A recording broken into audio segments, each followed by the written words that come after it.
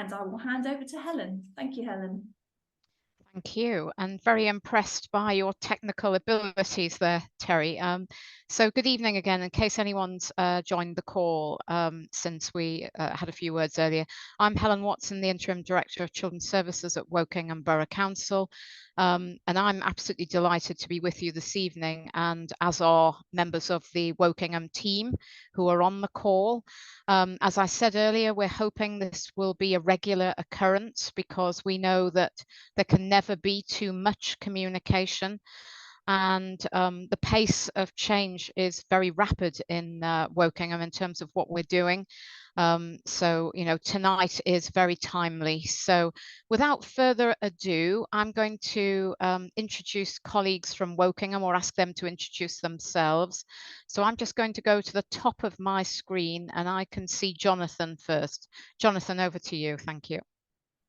Hi everyone, nice to meet you all virtually. There it is. I'm Jonathan Wilding. I'm working for Wokingham largely on safety valve at the moment. I'm here to, I'll be doing the presentation and giving you some background about safety valve tonight. Thank you, Jonathan. And Colin, you're next to Jonathan on my screen. Over to you. Thank you. Good evening, everybody. I'm Colin McKenzie, and I'm doing some work predominantly around opening new provision, including working on the 2 new free schools. Thank you, Colin. And Ming, over to you. Hello, everyone. My name is Ming Zhang. That's my real name. I'm Assistant Director of Education and SEND. So SEND is one of the area I manage. Thank you very much. Thank you, Ming. And over to Jamie. Hi, everyone. I'm Jamie Conran. I'm the head of SEND. Nice to see you all. Thank you. And Hayley, you're next to Jamie on my screen. Over to you. Good evening, everyone. I'm Hayley. I'm the Strategic Commissioning Manager for Wokingham, and Colin and Kerry are in our team, and we are predominantly working a lot around the new provision, looking at sufficiency in the local area. Nice to meet you all. Thank you, Hayley. And Kerry, over to you now. Thank you. Hi, I'm Kerry Tullock, and I'm working on new resource bases and SEND units, quality assurance around alternative provision and independent and non-maintained schools. Thank you. Now, this is where I'll probably get into deep trouble in case I've missed anybody. No? Okay, so I think we've done the intros, and Terry, Sarah, if you're comfortable, we'll get on with the presentation, if that's okay. Thank you. So I think Jonathan is going to, I'm going to pass to Jonathan. We may be a bit challenged by Wi-Fi, but hopefully this will work. Thank you. So Terry made me promise not to do death by PowerPoint. So I'm afraid I do have a PowerPoint, but I promise it won't be too long. And there's quite a lot of detail on it, and we're happy to share it afterwards, because obviously there's some detail in there you might want to have a chance to read through and absorb, but I'll just go through it. I think I'll do that. We were going to pass it around between us, but I think it's probably easier if I go through the presentation, and then if we have questions, we can refer you to the most appropriate person from the team to answer those. So I'm just Thank you. Okay, so I'm largely going to focus on safety valve, and I mean Terry's helped me work out which of the many elements will be most of interest this evening. So we're not giving you the whole picture. We're focusing on those bits we think are most interesting to you guys. So Safety Valve is a program led by the Department for Education. It's targeted at local authorities with the largest dedicated school grant deficits, which are mainly, generally, in most authorities, driven by spend on the high needs block. So it targeted the top 20 areas in the country with the highest deficits, of which Wokingham is one. We're invited to participate in Wave 2, and we got that agreement reached in January of this year. So we've been in that program for about, I guess, 9 or 10 months now. We have to demonstrate that we will reduce our in-year deficit, so our sort of rolling deficit to zero by the end of the program. We have to have a balanced budget by the end of the program. For us, that's a 6-year program. So we have 6 years to get spending more under control than it is at the moment. And in return for that, the DfE give you the payoff, the balance of the deficits up to 10% of your total dedicated schools grant. And in Wokingham, that would be around just over £20 million. But there's a lot to do, and it's not about saying that in order to deliver that, as you'll see in a moment, that's not at all about cutting services, because as you'll see, we recognise. Oh, have I skipped to a slide? Now, I know we are well aware that there have been rumours on social media, partly linked to a similar related program called Delivering Better Value, but also lots of rumours flying around about Safety Valve itself, that the aim is to reduce the number of EHC plans nationally, or certainly in those programs. There's lots of figures being bandied around by the amount of reduction. We can't comment on other areas or what's been agreed by other areas, but we can absolutely refute that in Wokingham. We are not planning, nor are we expecting, to reduce the total number of EHC plans over the next few years. We recognise there's still growing need, and if your child needs an education, health and care plan, they will get one. What we are planning to do is to ensure that children get earlier and better support, so that their needs can be met at an earlier stage, so things don't escalate, and so that in the main, that should mean more children don't need to go for an EHC plan, don't need to seek a statutory request for assessment. We think there's more we can do at that early stage to enable children to sort of remain with their peers in class, with their peers accessing national curriculum. We do have projections as to what that will look like. Just to reassure you that I think there's been fear that we're talking about cutting numbers of plans. We're certainly not. We think by the end of 2027 we'll have, the projections are around nearly 2,200 plans. At the moment we're on course for that kind of trajectory, but things are challenging, no question about that. Those are only projections, they're not targets, and that changes all the time. Our projections change depending on the factors that are happening at any point in time. So those projections are being updated all the time. What is important to note and recognise, and what we're certainly acknowledging, is that if we continue at the current rate of increase over the last 18 months, perhaps 2 years, Wokingham has seen an absolutely exponential growth in recognition of need. Now, many of you would say that's taking it up to the correct levels, but the speed and the pace of that change has been quite something, and the system, frankly, hasn't been well prepared in terms of the amount of provision we've got for that pace of growth. Now we're playing catch up as a result, but if we carry on at the same pace of growth in demand, it could honestly bankrupt the council within the next few years. That sounds like a few years ago that would have sounded like an absurd comment, but you will be well aware there are other councils in those financial difficulties. Now Wokingham's not in that position at the moment, but if things carried on without being moderated, the council would find itself could well find itself in that position within a few years. And that obviously, you might take the view, well, that's the council's problem. That will impact on schools and children right across the areas. That's not something that's good for anyone. So our safety valve programme is made up of 4. I won't go into this. This looks boring. I won't go into massive detail. What I'm going to focus on are these 2 areas, because I think this is what will be of most interest to most parents and carers. There are 4 main work streams overarching everything we're doing. That's focused on early intervention. Also, as I've said, around sufficiency and new provision. There's more to say about SEND commissioning and joint work with our partners in health. And we're doing a lot of internal work on our data systems and operational changes, but I don't imagine that's of particular interest tonight. So we weren't going to talk about that in detail, but we will go through and give you a bit more detail on those first 2 areas, because that's really what your children will see. That's the difference you'll see in terms of what's happening in our schools and what your children are actually accessing.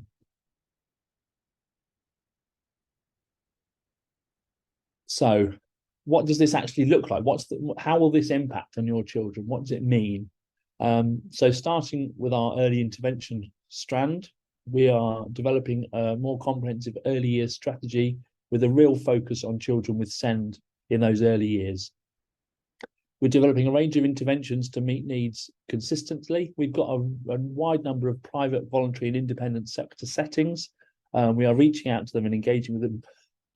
Sorry about my cough. I keep far more comprehensively. There's more training being provided, more outreach work being provided. We have a team of 4 specialist early years advisors in post who are out there engaging with those settings and ensuring we identify those needs early. If we get it right in the early years, it sets all those children off to the right start in life, and we're really focused on getting that right.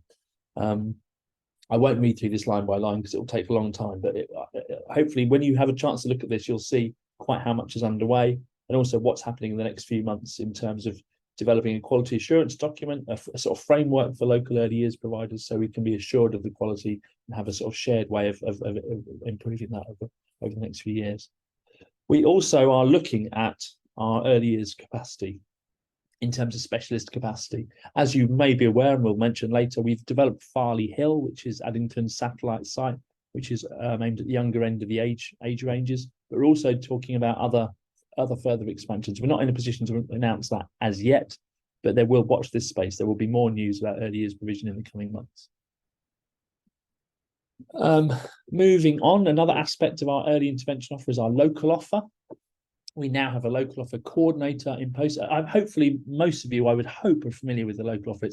It's a website, but not just a website. It's that sort of directory of local provision, and it describes the totality of what the area has to offer for children and young people with SEND. So we have a local offer coordinator recently appointed. We are hoping to revitalise the local offer website. I think it needs work, it needs attention, and that officer will be there to drive those improvements, including raising awareness of it, so more families are aware it's there. I think they're particularly focusing on preparation for adulthood, because I think there's particular weaknesses around preparation for adulthood and information around that. But right across the piece, there'll be more improvements to see. We're hoping you'll begin to see some of that visible changes from January, but certainly it's an incremental process. You'll start seeing changes from January and improvements, and we expect hopefully in a few months you'll really notice that. Now, the next one is perhaps one of the more substantial. I mean, all this is important. There's no one area that's not important. And as I said, there are 15 project areas and all of them matter. But the next one, I think, is one of the real headline ones in terms of children at school age. We're implementing a new SEND support service, and we're stepping up our enhanced specialist outreach offer to schools. This is not family facing, this is school facing. So it's about supporting SENCOs, it's supporting schools, giving them an easier point of access to know what to do if they have concerns or don't know quite how to respond to a particular need in school, to ensure they have easy access to quickly available support to help them know what to do in effect. Obviously, the SENCO role is a tough role, and we wanted to step up that support for SENCOs so they're better able to respond to children's needs. In terms of the outreach offer, we are really pleased to say we're jointly commissioning a new speech and language offer. One of the real pillars of our early intervention offer will be improving and galvanising the speech and language offer. Obviously, speech and language therapy is hard pressed. There are vacancies in that service. We know that. So some schools are getting, at the moment, a patchy service. We're attending to that and doing something about that. But in the meantime, we're also developing this outreach offer so that we have our local specialist teacher in Highwood Primary. It will be able to, it's being freed up to offer that, offer an outreach support offer. I mean, they're now recruiting schools to sort of start on that from now. Really, that's sort of it's launching. It's in the process of launching now. They're just recruiting schools to be the sort of first phase of intervention in terms of training, support, advice, and guidance to schools. We've also improved access to Addington special schools outreach offer to mainstream schools, and have increased our investment in the Foundry offer for secondary schools around social, emotional, mental health difficulties. We have also, I'm pleased to say, just appointed a new area SENCO. That person will be supported. They will take up their role in January, but they'll be supported by a team of seconded SENCOs from our own schools, and they'll be really there to increase that access, as I've said, for schools across the area, and really improve the consistency of what's offered by every school in the area. Moving on, that's the early intervention. Those are the headlines around early intervention. I'm just going to move on now to talk about the other major, I would imagine the thing you're most interested to hear about is our sufficiency and our development of new provision. So we want to be and should be and continue to be an inclusive area. We have a fairly high proportion of children with EHC plans in mainstream schools, and we do think that's the right place for most children. And we want to, as I say, ensure that every school is able to offer a really good offer for pupils with SEND. But we also absolutely acknowledge that for some pupils, for some children, that's not the right setting. And we also recognise there have been gaps. As I said, the growth in demand and our fairly sparse specialist provision means we know we have gaps, and we are acknowledging that, and that is in fact leading to overuse and increased use of very expensive independent special schools that cost a lot of money and don't always deliver better outcomes. We think we can do better with our own schools and developing our own school system. So as I'll show you in a moment, we've already started opening some of that new provision. It's starting to show itself, but we also have, we've just landed a funding of 6.3 million of additional capital funding, and we have plans as to how we're going to use that to address the gaps in the system, which I'll come on to now. So you may be aware of some of these which have already opened. Indigo Resource Base has been open for a few years, but in September, they took up residents of their, this is at Maiden Early School. It's a resource base for pupils with autism. And they've just had some really fantastic premises which have just been completed and are now operational, which was the Silverdale Centre. It's now called the Hub, and that will ultimately offer places for 25 young people with autism. I'm probably going to need to step up the pace a bit. I'm realising I'm talking too much. So that's operational, will grow over the next couple of years. We're developing a lot of new resource spaces and SEND units over the coming years. We are expecting to open at least 2 primary bases next September, which will provide 21 places each. And beyond that, we hope to develop a further raft of a secondary base for September 2025, and some other primary bases at that stage too. The details there in the table. The main thing to say is by 2027, we should have around 164 places available in our resource bases and resource units, and that's 100 more places than are currently being used in the area. So that's quite substantial growth over the next few years. Oak Tree, I'm sure many of you will be aware, Oak Tree Special School opened its doors in September with 52 places open, 52 pupils attending. That's a fantastic new premises, and really off to a great start there. They will ultimately offer 150 places, and those are shared between ourselves and Reading. Inevitably, other areas will take some of those places, but we are trying to make sure it really serves local need primarily. And it will continue growing for the next couple of years to get to full capacity. Addington, as I mentioned, we've just Addington have just after half term opened their new satellite site at Farley Hill. That will ultimately offer 40 places, and for children with cognitive needs. That's again a really lovely. They've done a really fantastic job on the premises there. It's a really nice site. So if any of you, there's only 16 children starting there now, but over the next couple of years that'll expand up to 40 places. As again, you may be aware, I think we mentioned this last time we spoke to you, we've got funding for 2 new special free schools. We're working closely with the Department for Education. The site for both those schools will be at Rook's Nest Farm, just outside Finch Hampstead. They will provide 120 places each. That's 240 places in total. Half of those for pupils with social, emotional, mental health difficulties, and the other half for pupils with learning difficulties. There's a competitive tendering process that the DfE are running, and they've had proposals from 5 academy trusts either to operate both schools or to operate one of those 2 schools. So we're working closely with them, and we would prefer to manage the capital development process, but we have to get permission for that from the DfE. So we're hoping they're going to let us do the building of those premises for those 2 schools. So the target date for those is to open in September 2026. That sounds tight, and it is going to be tough, but we have been assured by a number of potential contractors that that is achievable. Post-16, we're also doing developments in post-16. We are still really assessing our needs and doing a gap analysis to inform exactly how we spend capital in the post-16 arena. So we haven't got anything to announce this evening, but we are certainly looking to extend the range of supported internships, but we're also looking at a range of other needs at in the post-16 arena. So we'll be confirming more details on that in the spring next year. We've got a lot more detail to get through in terms of exactly what we need and exactly where it needs to be. I mean, that covers the basics. I think there's something to say if you're interested. We are working very closely with health. This is about our joint commissioning, really. We are working closely with health. We've increased our spending on occupational therapy and speech and language therapy. We recently launched our new contract for those 2 services in partnership with 2 of our neighbouring local authorities, and that, as I say, we've increased spend in that arena and continue to spend. We're considering again another uplift of spending in that arena because we recognise there's a lot of need there.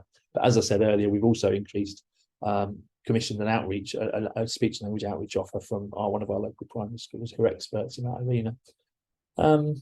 I won't go through that in any more detail. I think I'll stop sharing now. Hopefully that wasn't too.